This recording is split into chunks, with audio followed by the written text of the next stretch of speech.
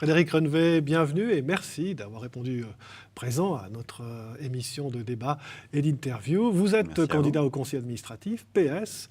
Vous avez fait mieux que vous présenter. Vous êtes arrivé en première position dimanche dernier lors du premier tour des élections au conseil administratif. Vous vous lancez désormais pour le deuxième tour qui aura lieu le 10 mai prochain. Vous vous lancez, mais vous ne vous lancez pas seul. Vous vous lancez avec votre allié habituel, le Parti des Verts, et puis vous avez fait une alliance annoncée il y a quelques jours avec le Parti démocrate chrétien. Voilà, vous êtes une figure connue de la politique lancéenne, vous êtes un magistrat déjà en place. Il y a de très grandes chances que vous soyez réélu, vous êtes tout premier au premier tour. Ceci dit, beaucoup de Lancéens vous connaissent mal, ceux qui ne sont pas intéressés tout de suite à la politique, ceux qui nous rejoignent maintenant. Qui êtes-vous exactement ? Alors écoutez, peut-être très rapidement, donc je suis effectivement enseignant et j'enseigne l'histoire et la philosophie au secondaire. Et puis donc le parcours politique, puisque c'est de ça qu'il s'agit, donc j'ai commencé plutôt assez jeune, puisque j'ai commencé en 1995 et je suis entré au conseil municipal, où j'ai fait 8 ans d'activité politique au conseil municipal. Et ensuite, j'ai choisi d'arrêter pour une législature, en tous les cas. Enfin, de toute façon, je n'ai jamais voulu faire de carrière politique, mais j'ai décidé d'arrêter. J'avais des enfants en bas âge. Mon épouse était infirmière avec des horaires aussi assez difficiles. Et donc, j'ai choisi aussi de m'occuper des enfants. Et 4 ans après, en fin de compte, le parti est revenu me chercher parce que c'était le moment où Pascal Chobat quittait le conseil administratif et qui souhaitait donc un nouveau candidat. Ils ont pensé à moi et effectivement, je suis entré du coup au conseil administratif et là, ça fait effectivement 8 ans que je suis au conseil administratif. Ça fait 8 ans que vous êtes magistrat, donc je ne vais pas vous dire vous battez, pourquoi faire Quelque part, votre bilan parle pour vous, positif ou négatif. J'aimerais bien, en tous les cas. Mais disons, comment vous voyez, si vous êtes réélu, le développement de la commune sur des sujets qui intéresse plus particulièrement le PS ces prochaines législatures? Écoutez, je crois que vraiment l'enjeu principal, c'est effectivement l'urbanisation qui continue. Donc ce sera l'aménagement du territoire. C'est effectivement un enjeu très important puisqu'on a quand même une proximité immédiate avec le centre urbain. On est aussi une commune avec des axes de mobilité fortes, transport public. Et donc, ce qu'on appelle les plans localisés de quartier, des PLQ, sont assez nombreux sur la commune. Et donc, en ce qui nous concerne, c'est de devoir justement gérer cette augmentation de population avec tous les enjeux qui vont autour, les enjeux sociaux notamment. Là, c'est effectivement, puisque vous posiez la question de la fibre plutôt socialiste, c'est des enjeux sociaux qui vont avec, c'est-à-dire d'abord la mixité de population, et puis aussi après tous les services qui vont avec, les services culturels, les services sociaux, les services sportifs, les EMS, les crèches, etc. Donc c'est vraiment toute cette vie qui arrive avec cette augmentation de population et avec ce développement du nouveau quartier. Vous l'avez dit, vous avez déjà 2 législatures derrière vous. On peut dire que vous êtes un grognard de la politique lancéenne. Vous êtes prof d'histoire, ça tombe bien, ça doit vous parler. Est-ce que vous ne pensez pas que c'est le moment de laisser la place à quelqu'un d'autre, quelqu'un qui a peut-être une autre vision que vous? Pourquoi vous représentez? Pourquoi vous pensez que vous êtes l'homme de la situation pour, en tout cas, une législature de plus? Écoutez, je pense qu'effectivement, 8 ans, c'est à la fois suffisamment long pour faire un certain nombre de preuves, mais c'est aussi suffisamment court pour que j'ai envie aussi de donner du temps à la collectivité. Il faut savoir aussi que c'est un travail très prenant, qui prend beaucoup de temps, qui demande aussi quand même passablement de sacrifices, y compris familiaux. Mais c'est vrai que c'est aussi un travail fascinant parce qu'on est vraiment très très proche de la population. On est au contact immédiat avec cette population qui nous demande aussi un certain nombre de prestations, qui a un certain nombre de besoins. Et c'est vrai que c'est vraiment un challenge que je souhaite encore mener pour ces 5 prochaines années, puisque maintenant, avec la nouvelle constitution oblige, on passe à 5 ans. Vous parlez de besoins de la population, vous parlez de social. En quoi vous réalisez le côté social de votre parti? Je veux dire, à gauche du PS, elle existe à Lancy, la gauche du PS, c'est Ensemble à gauche, ils ne sont pas au 2e tour du conseil administratif, et ils n'ont pas de conseillers municipaux, mais ils existent, ils avaient un programme.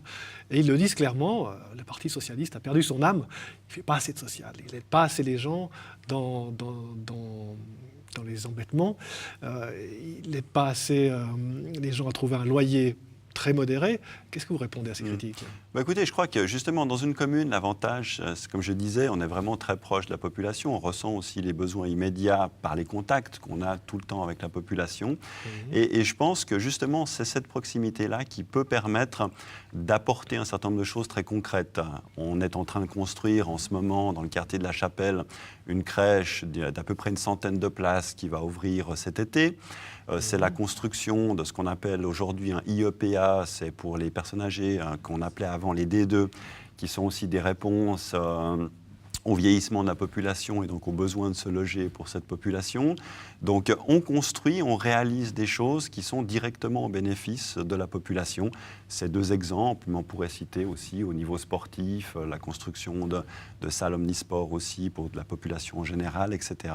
Et donc tout ça participe justement de ces réalisations concrètes qu'on peut amener aux gens pour leurs besoins de tous les jours. Ça participe, mais encore faut-il pouvoir se permettre une crèche.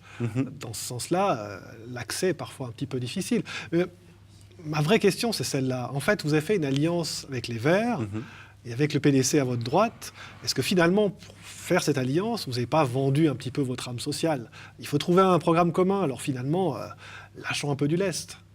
Non, je ne crois pas, parce qu'au contraire, on a souhaité justement, à travers une plateforme qu'on a éditée ensemble, essayer de se mettre d'accord sur vraiment des points de convergence. On voulait des points de convergence, justement, c'est peut-être un peu prétentieux de parler de programme de législature, mais en tous les cas, d'avoir quand même, de s'arrêter, de se poser la question. Ce n'est pas une simple alliance pour dire on veut maintenir les sièges tels qu'ils sont, mais c'est vraiment au-delà de ça, d'avoir une vision, d'avoir des valeurs communes qu'on pose en termes justement de différents aspects, comme les aspects justement d'aménagement du territoire, mobilité, sport, etc.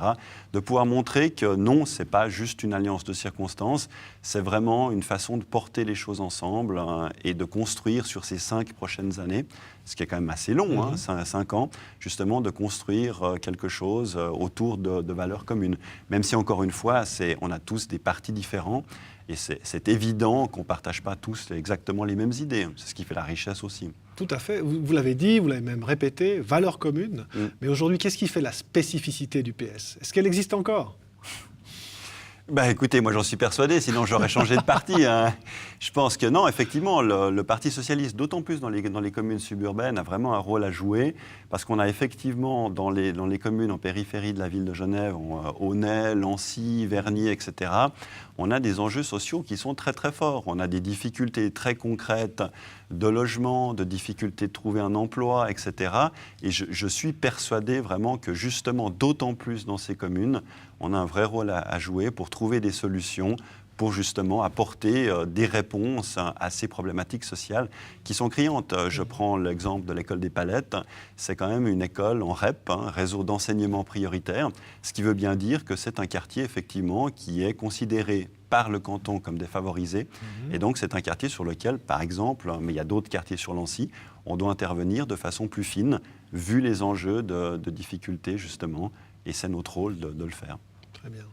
Dans votre programme, quand vous parlez culture, vous dites, fort justement, je suppose, pour le Parti socialiste, on veut une culture plus populaire. Or, le magistrat PDC en place, François Lens, a beaucoup milité pour une culture qui est plutôt élitiste, une culture contemporaine, notamment à la Villa Bernasconi. Et puis, il s'est ouvert dans les journaux en disant je crains qu'à mon départ, tout ça soit lessivé. Et là, vous n'êtes pas en contradiction avec votre alliance, justement, en disant nous, on veut de la culture populaire, on veut plus de fêtes du muguet et moins de Rothko. Je ne crois pas. Je pense que justement, ce qu'il faut éviter tout de même dans les communes, c'est d'avoir systématiquement les mêmes choses. Donc je pense qu'effectivement, les communes, d'autant la proximité aussi de ces différentes communes, doivent trouver des façons différentes d'avoir un programme culturel. Et c'est vrai que justement, en fonction de programmes culturels qui étaient plus anciens, si j'ose dire, par exemple à Carouge, à Aunay, etc., il fallait aussi se diversifier un petit peu. Donc je pense qu'effectivement, d'avoir choisi un créneau qu'on peut après contester ou pas, mais d'avoir choisi un créneau un petit peu différent est intéressant, et ça, je ne le renie pas du tout. Par contre, effectivement, en tant que socialiste, on trouve que c'est une forme de culture qui ne doit pas être la seule à Lancy, et on doit effectivement retrouver une certaine forme de simplicité aussi par justement une culture qui est peut-être aussi plus accessible pour la population et qui finalement est assez simple à mettre en place. Donc c'est pas une réorientation à 180 degrés qui est demandée, c'est simplement de se dire on fait des choses, on les fait très bien au niveau de l'art contemporain, mais c'est vrai qu'il faut aussi ne pas oublier qu'il y a toute une autre facette qu'on peut aussi mettre en avant. Vous voulez une autre culture, pas seulement la culture élitiste, mais aussi une culture plus simple et facile à mettre en œuvre, dites-vous. Pourtant, le budget n'est pas extensible, il faudra faire des choix, vous les ferez où ? Je ne crois pas que c'est forcément une question d'ordre financier. Quand j'entends une culture plus simple, c'est par exemple des fêtes de la musique ou des jeunes talents, par exemple, lancés aux Genevois, qui pourraient venir se produire. Et je ne crois pas que ça, c'est quelque chose qui coûte beaucoup d'argent. Donc, c'est vraiment d'essayer de diversifier à travers, je ne sais pas, par exemple aussi une manifestation de musique du monde. On a aussi la possibilité, avec la richesse culturelle qu'on a justement sur la commune, de pouvoir peut-être avoir d'autres activités en lien finalement avec la population à travers de nouveau un festival ou autre qui ne sont pas quelque chose qui coûte très très cher. Très bien. Donc le beurre et l'argent du beurre. Écoutez, si on arrive à diversifier aussi l'offre sans augmenter la partie financière, c'est tant mieux pour tout le monde. D'accord. Prenons une des autres grandes spécificités de l'ANCN, ce sont ces axes qui passent à travers l'Ancy et qui en sortent. C'est une des grandes caractéristiques de cette commune suburbaine. Dans votre programme, vous dites que ces axes qui sont des quasi-semi-autoroutes, vous voulez les transformer. Vous voulez en faire quelque part des boulevards amis, des boulevards, dites-vous, qui ne soient plus des semi-autoroutes, mais des boulevards à taille humaine au lieu d'axes qui divisent. Comment vous voulez faire ça ? Alors ça, c'est effectivement, vous rappelez l'historique de la commune. C'est vrai qu'il y a eu un développement gigantesque dans les années 60 avec effectivement ces grandes pénétrantes qui divisent la commune en différents quartiers. Alors on trouve une âme de quartier qui peut être parfois différente d'un quartier à l'autre, mais c'est vrai que c'est plutôt quelque chose qui divise que quelque chose qui rassemble. Et ce qu'on essaye vraiment de mettre en avant, c'est justement d'essayer de faire des ponts, des jonctions avec ces différents quartiers, mais c'est très difficile parce qu'évidemment ces quartiers divisés par ces grands boulevards urbains sont très difficiles à être franchissables. Donc après, c'est effectivement d'essayer de trouver des solutions sur déjà nos quelques places. On va rénover prochainement la place du 1er août, par exemple, pour essayer de redonner aussi un caractère plus intéressant. Les places, c'est un vaste sujet, l'ancien. Personne n'est d'accord, personne n'est content au final. Les places, c'est jamais ça, mais justement parce que c'est un enjeu. Et si c'est un enjeu, c'est bien justement parce que c'est ce qui fédère ces quartiers entre eux, où je peux citer aussi le lien entre le Grand et le Petit Lancy, où là, on n'a pas beaucoup d'axes entre le Grand et le Petit Lancy, c'est essentiellement la route du Pont-Butin ou le pont de Nancy. Et c'est vrai que là aussi, en tous les cas, ce conseil administratif a milité depuis le début auprès du canton pour avoir un agrandissement du pont de Nancy, avec si possible une sorte d'encorbellement de part et d'autre du pont qui permettrait d'avoir une meilleure fluidité du trafic, soit piétonnier, soit deux roues, et qui garantirait justement d'être en dehors de la circulation et qui du coup, avec cette possibilité de permettre une voie de bus dans le sens descendant, ce qui favoriserait aussi les contacts entre le grand et le petit. Donc il y a encore pas mal d'enjeux justement pour essayer de trouver des solutions pour répondre à ces problèmes. On le voit bien, ce pont de Lancy, là. On en rêve quand vous en parlez, mais c'est assez peu de la responsabilité de la commune. Alors oui et non. La responsabilité du canton, comment vous allez faire ? Alors justement, par rapport à ça, donc, le canton doit faire des travaux de rénovation du pont. Et comme c'est un enjeu pour nous, on a lancé une petite étude, on sait à peu près quels seraient les coûts pour ce genre de travaux. On est prêt aussi à financer en partie ces travaux. Et là, ce serait vraiment quelque chose qui serait gagnant-gagnant pour le canton et pour la commune, puisqu'ils profiteraient des travaux qu'ils doivent de toute façon faire pour agrandir légèrement le pont, ce qui répondrait à notre problématique communale, mais qui répondrait aussi à une problématique cantonale. C'est justement un axe prioritaire pour les transports publics, essentiellement dans le sens descendant. Dans le sens montant, les choses ne vont pas si mal, mais dans le sens descendant, c'est vrai que c'est une gabegie. De là à faire de ces semi-autoroutes qui divisent des boulevards qui rassemblent, il y a quand même un pont. Ah, je n'ai pas dit que c'était facile. Est-ce qu'elles ne sont pas tout simplement destinées à rester des semi-autoroutes, ces pénétrantes ? Et finalement, vous pêchez par par optimisme ou par grandeur et décadence des programmes Non, je ne pense électoraux? pas qu'on va tout révolutionner, mais si on prend l'exemple de la route de Chancy aujourd'hui, où on avait une sorte de passerelle qui passait entre l'Ancy-Centre et la Migros, cette passerelle a été démolie. On a aujourd'hui un passage piéton assez large avec un bouton poussoir. On a quand même le tram qui passe, on a un axe aussi important. Et malgré tout, si vous passez là, vous pouvez passer tous les jours, vous voyez vraiment un trafic de population piétonne extrêmement important.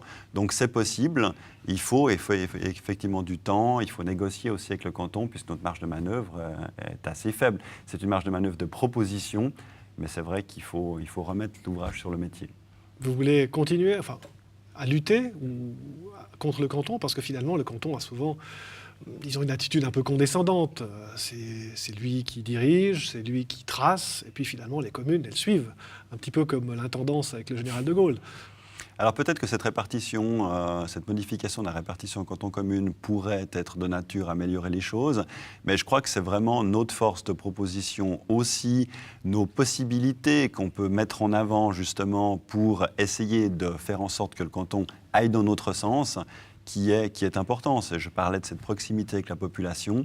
C'est vrai que lorsqu'on voit que la population nous parle dans un quartier précis, que la circulation n'est pas correctement traitée, eh bien, c'est aussi notre capacité de trouver des solutions, des refuges, des chicanes, etc.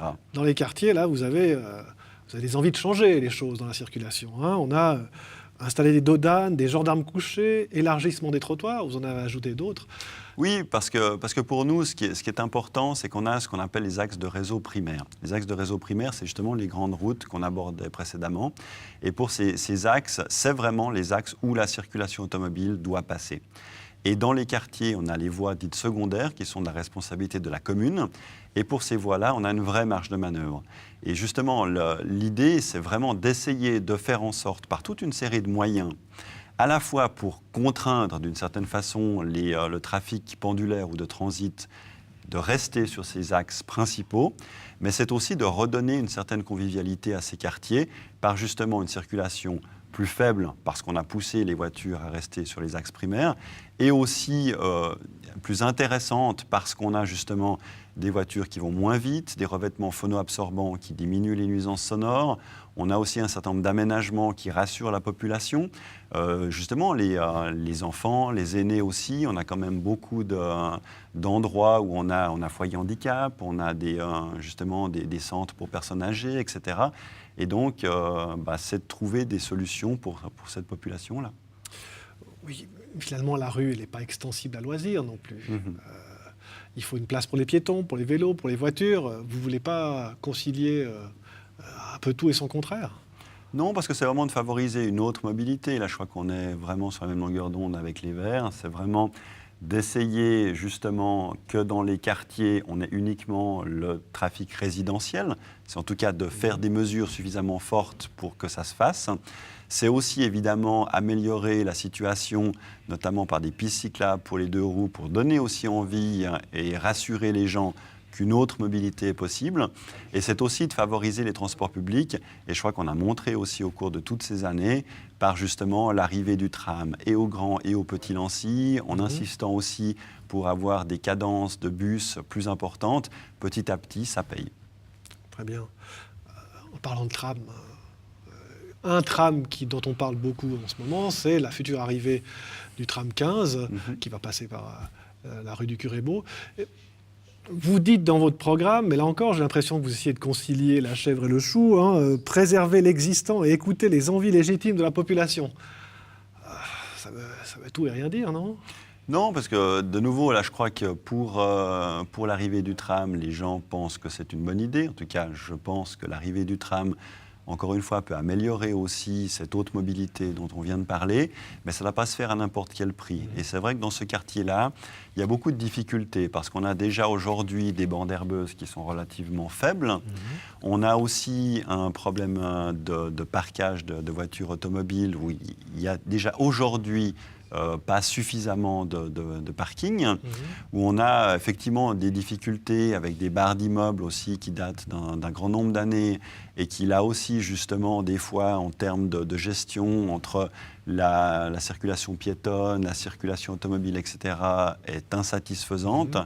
Et il faut le voir comme une opportunité à la fois pour essayer justement de créer du lien entre ces différents espaces, mais c'est aussi de pouvoir garantir un certain nombre justement je dirais, qui pour nous, encore une fois, sont très importantes, c'est justement de pouvoir maintenir une certaine arborisation, de pouvoir maintenir un certain nombre de places de parc.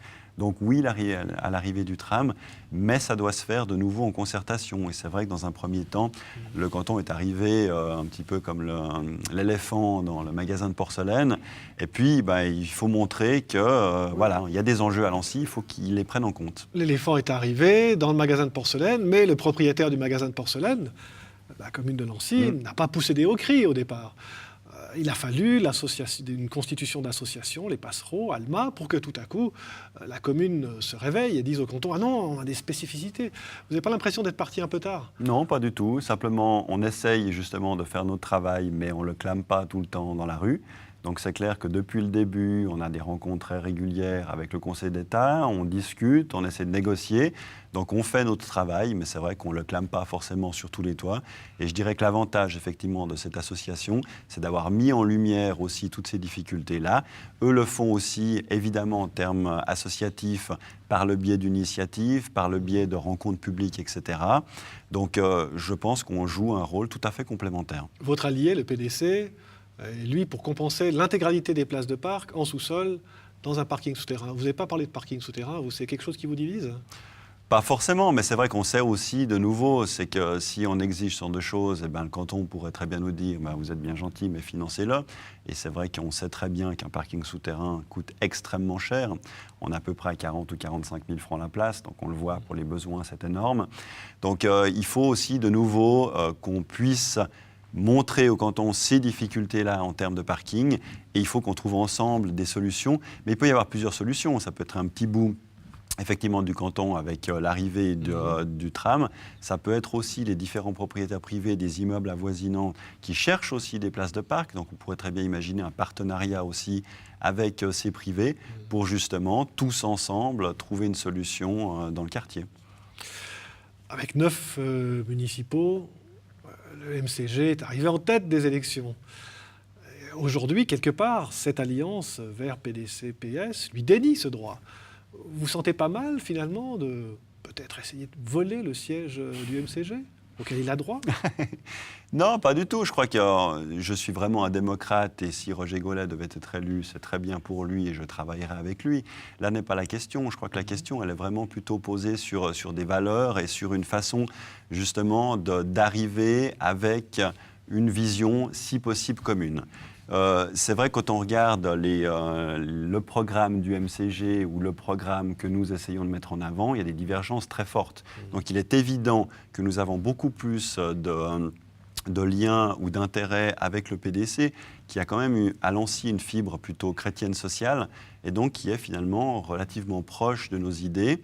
Et c'est vrai qu'évidemment qu'on est là pour faire de la politique, pour faire passer ces idées, et il me semble tout à fait normal d'imaginer, de vouloir travailler justement avec des valeurs beaucoup plus communes qu'on peut avoir avec les Verts et avec les PDC qu'avec le MCG. Vous parleriez de front républicain anti-MCG? Non, justement, j'aime pas du tout cette appellation-là parce qu'on peut très bien travailler avec Roger Gollet. Encore une fois, là n'est pas le problème.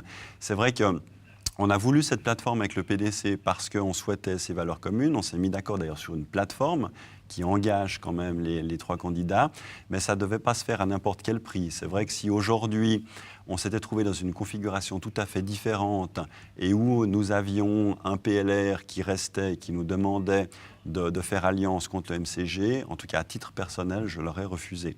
Donc ce n'est pas du tout un front républicain, c'est vraiment de se mettre d'accord sur une vision commune, essayer de défendre à travers des projets concrets cette vision commune. Ce n'est pas du tout de notre programme et pas de faire obstacle au MCG.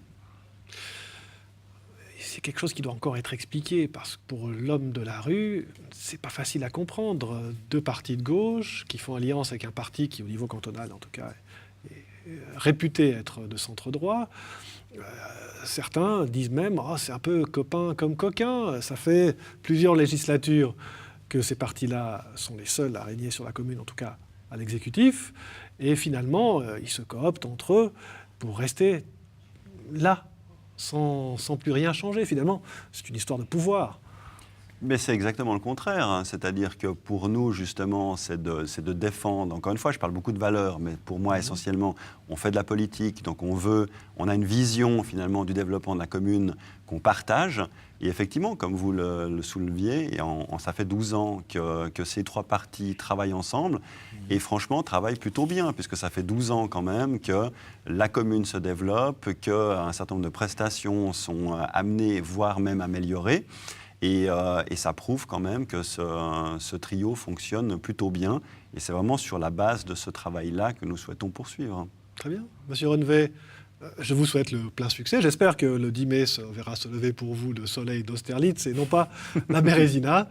Merci. Très bonne soirée à vous et à très bientôt. Au revoir. Merci, au revoir.